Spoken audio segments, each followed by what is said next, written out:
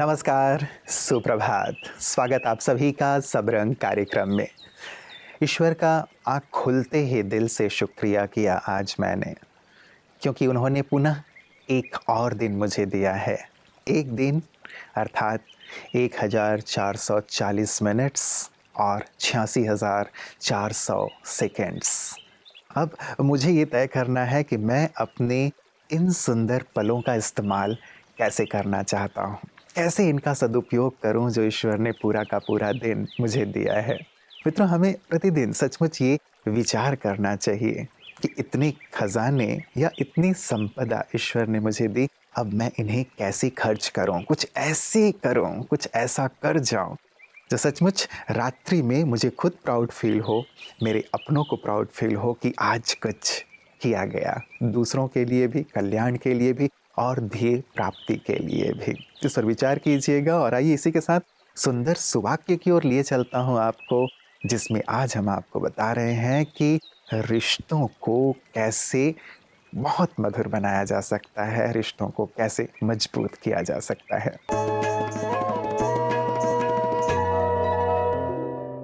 स्वार्थ का त्याग ही है रिश्तों को मजबूत करने की विधि। सूर्य को केंद्र रख हर एक ग्रह अपनी यात्रा में गतिमान है। कोई ग्रह पास है, कोई दूर, कोई छोटा, कोई बड़ा। कभी सोच के देखिए, अगर वो सूरज अपनी प्रचंडता के अहम में आ जाता तो क्या ये सृष्टि सुचारू रूप से चल पाती?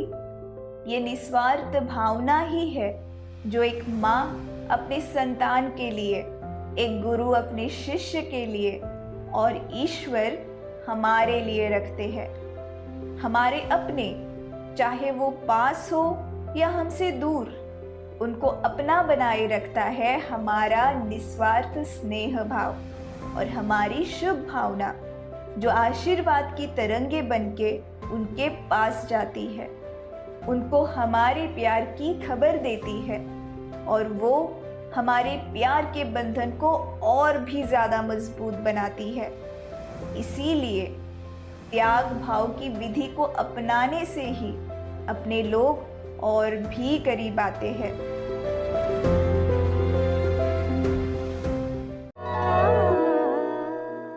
मित्रों, कहते हैं कि स्वार्थ से जितना भी रिश्ते बनाने की कोशिश करो वो बनेंगे नहीं, और प्यार से बने रिश्ते जितना भी तोड़ने की कोशिश करो वो टूटेंगे नहीं। बड़ा महत्व है स्वार्थ और प्यार दोनों के बीच के अंतर को समझना। इसीलिए हम अपने रिश्तों में यदि मजबूती चाहते हैं तो हम उसमें प्यार का जो रस है वो घोलें, वो नितांत आवश्यक है। और इसी सुंदर बात के साथ आइए अगले सेगमेंट की ओर चलते हैं मित्रों, जो है आपकी सेहत आपके हाथ। हमारे दांत और गम्स हमारी हेल्थ के लिए बहुत इम्पॉर्टेंट है।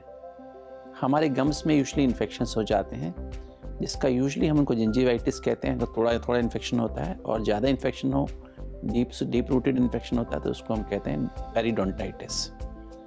दोस्तों, बेसिकली इसका कारण क्या होता है? जब हम खाना खाते हैं और खाने में स्टार्च या शुगर्स होती हैं और वो जब बैक्टीरिया से इंटरेक्ट करती हैं तो हमारे दांतों में, स्पेशली गम्स के आसपास, प्लाक का फॉर्म लेती है और फिर जम जाता है वहाँ पर, और उसके अंदर बैक्टीरिया भी रहते हैं और वो एक परमानेंट से स्ट्रक्चर जैसी बन जाती है। तो इसके लिए हमें रेगुलर सुबह उठते ही और रात को सोने के पहले 2 बार कम से कम अच्छे से हमें ब्रश करना चाहिए, 2 मिनट कम से कम।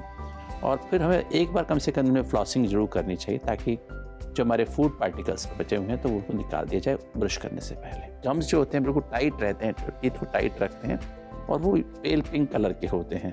ये तो अगर थोड़ा सा रेडिश होने लगे या टच करने पे ब्लीडिंग होने लगे, ब्रश करते टाइम थोड़ा ब्लड आने लगे, अपने आपके मुख में से आपको फाउल स्मेल आने लगे, तो ये दोस्तों निशानी है कि आपके गम्स खराब हो रहे हैं। और कम से कम 6 महीने में एक बार डेंटल डॉक्टर के पास जरूर चले जाएं। अगर प्लाक्स बिल्डअप हो रहे हैं तो उनकी आप प्रॉपर क्लीनिंग करा लें। इससे खाली हमारी ये प्रॉब्लम नहीं कि खाली दांत खराब है, इससे हमें हार्ट की बीमारी भी होती है, हार्ट अटैक आने के चांसेस बढ़ जाते हैं, डायबिटीज़ कंट्रोल नहीं होगी आपकी, गठिया हो सकता है, जॉइंट डिजीज़ हो सकती है, और भी कई तरह के सिस्टमिक इन्फेक्शंस, यहाँ सेप्टिसीमिया भी यहाँ से हो सकता है। तो हमें ध्यान रखना है कि अपने डेंटल हाइजीन को हम ठीक बना के रखें, प्रॉपर केयर करें और समय पर डेंटल डॉक्टर के पास, डेंटिस्ट के पास विजिट करते रहें। मित्रों, एक गीत जिसकी पंक्तियाँ बहुत ही सुंदर हैं, जिसे आप भी गुनगुनाते होंगे कि तुमको नहीं देखा हमने कभी, पर इसकी ज़रूरत क्या होगी। ऐ माँ तेरी सूरत से अलग भगवान की सूरत क्या होगी। हमने भगवान को नहीं देखा, लेकिन अपनी माँ की सूरत में हम भगवान को देख लेते हैं और ये महसूस करते हैं कि इससे अलग और ईश्वर कैसे हो सकते हैं। माँ सचमुच ईश्वर की एक स्वरूप जो हमारी पालना करती हैं, हमें जीवन में योग्य बनाती हैं, लायक बनाती हैं, ताउम्र हमारा ध्यान रखती हैं। एक वो माँ जिन्होंने हमें जन्म दिया और एक वो माँ जो अलौकिक पथ पर, आध्यात्म के पथ पर चलने के लिए हमें प्रेरित करती हैं। ऐसी ही थी मातेश्वरी जगदम्बा सरस्वती, जो प्रजापिता ब्रह्मा कुमारी ईश्वरी विश्वविद्यालय की प्रथम मुख्य प्रशासिका थीं और स्वयं ईश्वर ने उन्हें जगदम्बा सरस्वती का टाइटल दिया। और वो इसलिए क्योंकि वो थी कुमारी, लेकिन माँ के रूप में उन्होंने सभी को बहुत प्यार से पाला और आध्यात्मिक पथ पर अग्रसर किया। जैसे ईश्वर के लिए कहते हैं कि सारे सागर को स्याही बना लें, जंगल को कलम बना लें और सारी धरा को कागज़ बना लिया जाए, फिर भी आपकी बखान नहीं की जा सकती। वैसे ही थी मातेश्वरी जगदम्बा सरस्वती जी, गुणों की खान। आज 24 जून उनका स्मृति दिवस। आइए महकती यादों में उनके परम पुनीत जीवन से हम भी सुंदर प्रेरणा प्राप्त करते हैं।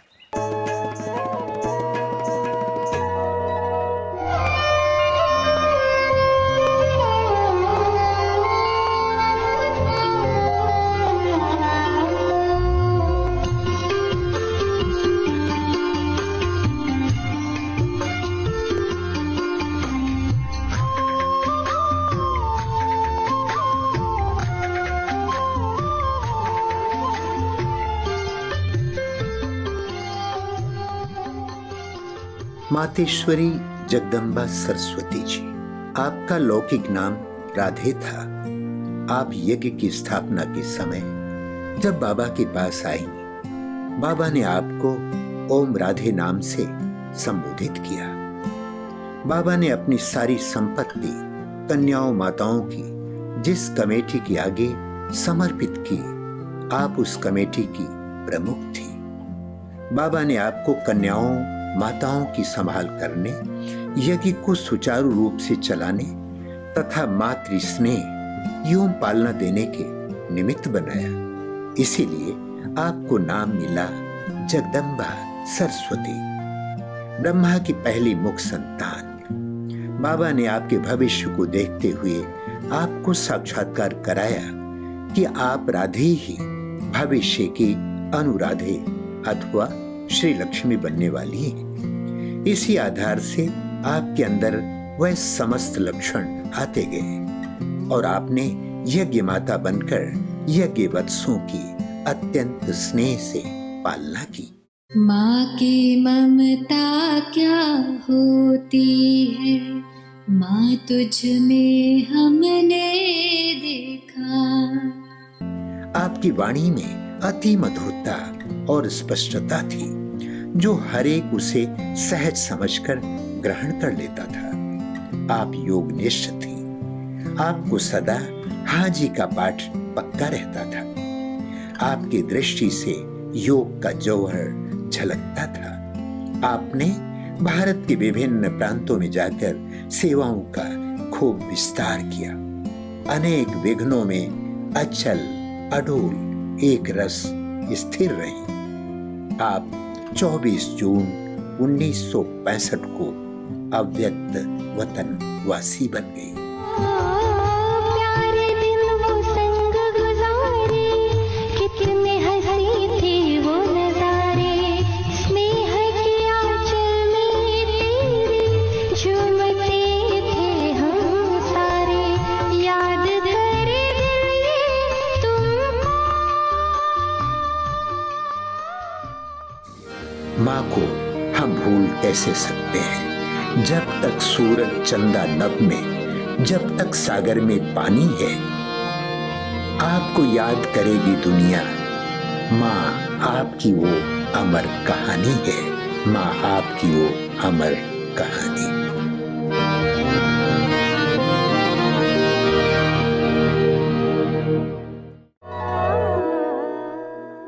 ऊपर जिसका अंत नहीं उसे आसमां कहते हैं, और नीचे इस जहां में जिसका अंत नहीं उसे माँ कहते हैं। सचमुच मातेश्वरी जी के जीवन को देख करके यही प्रतीत हो रहा था कि कोई अंत नहीं उनके प्यार का, उनके द्वारा दी हुई शिक्षाओं का और उनकी असीम कृपा का। उन्होंने जिस प्रकार अपने जीवन को एक आदर्श बनाया, उसी आदर्श पर, उनके पद चिन्हों पर चलते हुए आज लाखों ब्रह्म कुमार और कुमारियां अपने आप को भी आध्यात्मिक शिखर की ओर अग्रसर कर रहे हैं और जन जन को भी प्रेरित कर रहे हैं कि आध्यात्म के मूल को, सार को अपने जीवन में ज़रूर लाएं, तभी जीवन सुख से, शांति से और आनंद से परिपूर्ण हो सकता है, जीवन प्रकाशित हो सकता है। अंतर्राष्ट्रीय योग दिवस पर चेन्नई की ब्रह्मा कुमारीज द्वारा भव्य कार्यक्रम आयोजित किया गया। शांति का संदेश देने के लिए 2 किलोमीटर लंबी पदयात्रा भी निकाली गई। इस पदयात्रा को हरी झंडी दिखाने के लिए सुंगुवर छत्रम के पूर्व विधायक श्री टी.एम. पेरुमल और शहर के अन्य VIP, zonal service coordinator BK. Beena, Adyar की वरिष्ठ राजयोग शिक्षक बी.के. मुथुमणि और अशोक नगर की वरिष्ठ राजयोग शिक्षक बी.के. देवी चेन्नई पधारे। इस आयोजन में स्कूल कॉलेज के छात्रों और बी.के. भाई बहनों सहित लगभग 600 प्रतिभागियों ने भाग लिया।